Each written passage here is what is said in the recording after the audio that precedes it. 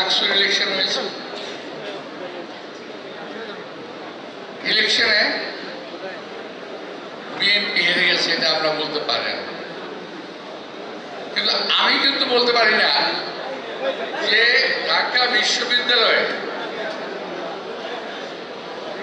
জামাতে ইসলামীর এত ভোট থেকে আসবে। আমার তো হিসেবে মিলে না ভাই। আমি বলতে চাই না জামাত কারচুপি করেছে, আমি বলতে চাই দেশে একটা গভীর ষড়যন্ত্রের আওয়াজ পাচ্ছি আমি। কারণ আমরা যখন বিভিন্ন দল একসঙ্গে বসি তখন আমাদের ইসলামের নেতারা বারবার আমাদেরকে বলেন কি জানেন, যে ভাই খেয়াল রেখেন আওয়ামী লীগ যাতে আর ক্ষমতায় আসতে না পারে, আওয়ামী লীগ ঠেকা সবসময়, যে আওয়ামী লীগ আসলে সবাইকে কুচু কাটা করবে, এটা তাদের ডায়লগ। আমরা সেভাবেই চললাম, আর তলে তলে আওয়ামী লীগের সঙ্গে আঘাত করে ছাত্রলীগের সকল ভোট দেওয়া।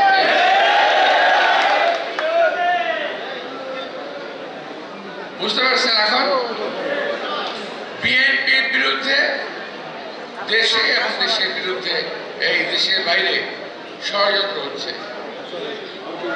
কারণ বিএনপি একটি মাত্র দল বাংলাদেশে, যে দলের হাতে বাংলাদেশের স্বাধীনতা নিরাপদ। কালকে ডাকসু ইলেকশন কিন্তু দুটা কাজ হয়েছে, ইলেকশন ইঞ্জিনিয়ারিং 2008 সালের মতো, আবার ছাত্রলীগের ভোট। দেখেন এরা কত বড় মুনাফিকের দল।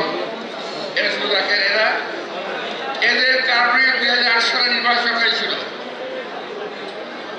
দেশ নেত্রী বেগম খালেদা জিয়া নির্বাচনে যেতে চায় নাই, জোর করে মুজাহিদ সাহেব আলাদা বেশ নসিব করুন নির্বাচনে নিয়ে গেলেন,